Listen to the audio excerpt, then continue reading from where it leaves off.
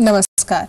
अगर इस बार आप अच्छी खासी सैलरी इंक्रीमेंट की उम्मीद लगाए बैठे हैं तो आपको झटका लग सकता है, क्योंकि 2013 में 10 साल का सबसे कम इंक्रीमेंट होने जा रहा है।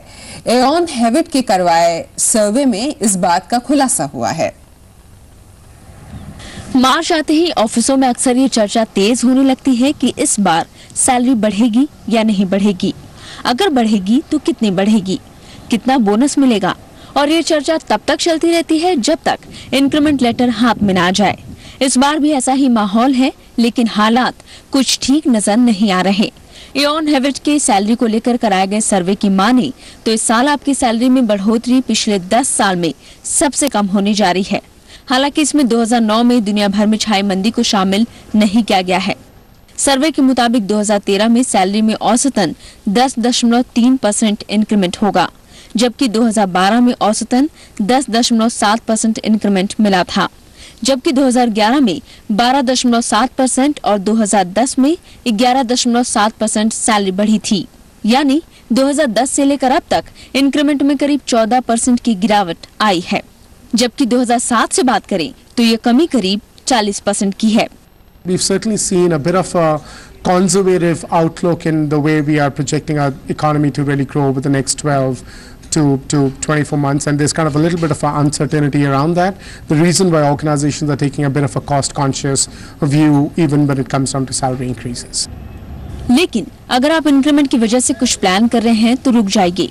हम ये इसलिए कह रहे हैं क्योंकि मान लीजिए आपकी सैलरी 20,000 रुपए प्रति महीना है और इंक्रीमेंट 10.3% हुआ तो आपकी सैलरी बढ़ी 2,060 रुपए और महंगाई दर है करीब 7.6%, यानी महंगाई पर आपके 1,520 रुपए ज्यादा खर्च होंगे। इसका मतलब ये है कि इंक्रीमेंट के बावजूद आपके हाथ में सिर्फ 540 रुपए महीने ज्यादा लगेंगे। कंपनी ने ये सर्वे देश भर की करीब 518 कंपनियों पर किया है, यानी अगर आपका इंक्रीमेंट होता है तो भी महंगाई के लिहाज से ये सिर्फ ऊंट के मुंह में जीरे जैसा ही है। एक पल के लिए अगर साल 2009 को भुला दिया जाए तो इस साल जो देश में सैलरी इंक्रीमेंट होगा वो पिछले 10 सालों में सबसे कम होगा। लेकिन तसल्ली की बात यह है कि जो ये सैलरी इंक्रीमेंट होगा वो यूएस और चाइना में होने वाले सैलरी इंक्रीमेंट से ज्यादा होगा। कैमरा पर्सन हिमांशु के साथ सुप्रिया भारद्वाज, जी बिजनेस, दिल्ली। सैलरी इंक्रीमेंट के मामले में बैंकिंग और आईटी सेक्टर फिसड्डी साबित हो सकते हैं। सर्वे की माने तो सबसे ज्यादा इंक्रीमेंट लाइफ साइंस सेक्टर में देखने को मिल सकता है। अगर आप आईटी और टेलीकॉम कंपनी में काम करते हैं तो ज्यादा इंक्रीमेंट की उम्मीद ना रखें। सैलरी पर एऑन ह्यूविट का सर्वे तो यही कह रहा है। सर्वे की माने तो इस साल लाइफ साइंस सेक्टर में काम करने वालों को सबसे ज्यादा इंक्रीमेंट का तोहफा मिलेगा। सर्वे के मुताबिक लाइफ साइंस सेक्टर में औसतन सैलरी 13% से ज्यादा बढ़ेगी, जबकि कंज्यूमर सेक्टर में नौकरी करने वालों को करीब 12% का इंक्रीमेंट मिलेगा। इंजीनियरिंग सेक्टर में 11.5% का इंक्रीमेंट मिल सकता है। इसके अलावा ऑटोमोटिव सेक्टर में अच्छे इंक्रीमेंट की उम्मीद है और यहाँ औसतन 11% सैलरी बढ़ सकती है। वहीं मैन्युफैक्चरिंग सेक्टर में भी करीब 11% सैलरी बढ़ने का अनुमान है। हालांकि आईटी सेक्टर के लिए इंक्रीमेंट निराशा भरा हो सकता है और यहाँ सिर्फ 10% सैलरी ही बढ़ेगी। रिटेल और टेलीकॉम का भी यही हाल है। इन सेक्टर्स में भी औसतन 10% से कम सैलरी बढ़ेगी।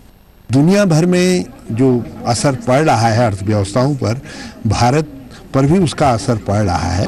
I think there is economic pressure. There is a little slowdown in the economy. So I'm sure companies are going to look into that when they take their decisions on what to do with salary increases, etc. सर्वे में increment के मामले में financial sector का हाल काफी बुरा है। सर्वे के मुताबिक यहाँ काम करने वालों की सिर्फ 8% सैलरी बढ़ेगी, जबकि इंफ्रास्ट्रक्चर सेक्टर में तो इंक्रीमेंट सिर्फ 6% ही होने का अनुमान है। सुप्रिया भारद्वाज, जी बिजनेस, दिल्ली।